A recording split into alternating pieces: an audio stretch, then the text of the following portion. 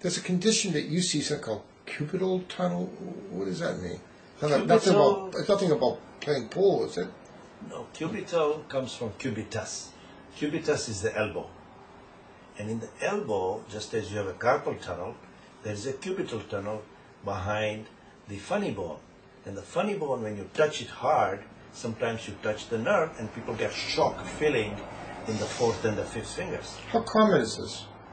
For every 100 carpal tunnels that I see, maybe I see one cubital tunnel. So it's pretty rare.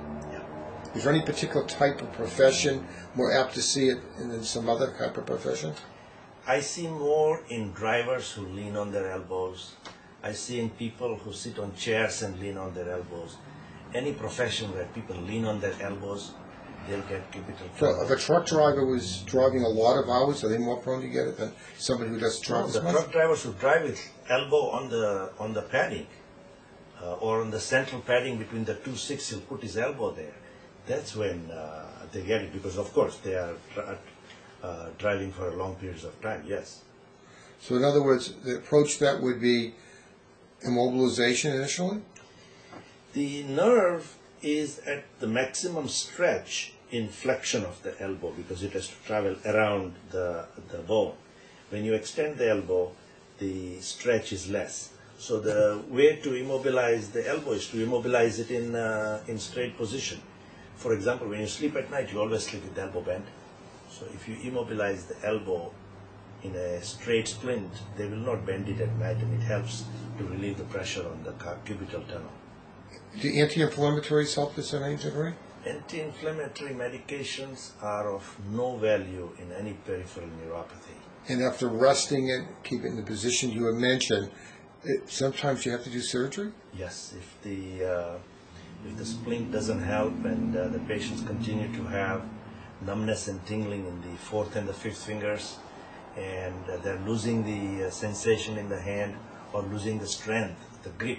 What nerve is involved? You're talking about this numbness? It's the ulnar nerve. The ulnar nerve, so it's an ulnar nerve that's being affected by it. So we call it ulnar nerve neuropathy. Okay, and if you don't relieve pressure against the nerve, sometimes you can lose the sensation permanently? You lose two things. You lose the sensation, and then you lose the muscles that are supplied by this nerve. These are the muscles within the hand, and so people lose the strength, grip strength.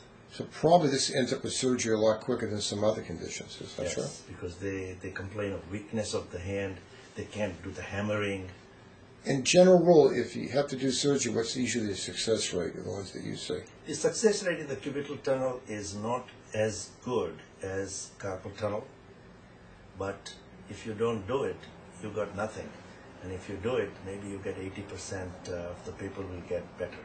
Are there any conditions more apt, the diabetic or some other conditions more prone to it? The diabetics are not more prone to it, but this is what happens. In diabetics, because the insulin is not working properly and there is excessive blood sugar, the blood sugar sensitizes the nerve. So the nerve is not functioning properly in the first place. For example, people get diabetic neuropathy. Therefore, these nerves, for example, if you take a normal person, you require 100 grams of pressure to cause a nerve problem.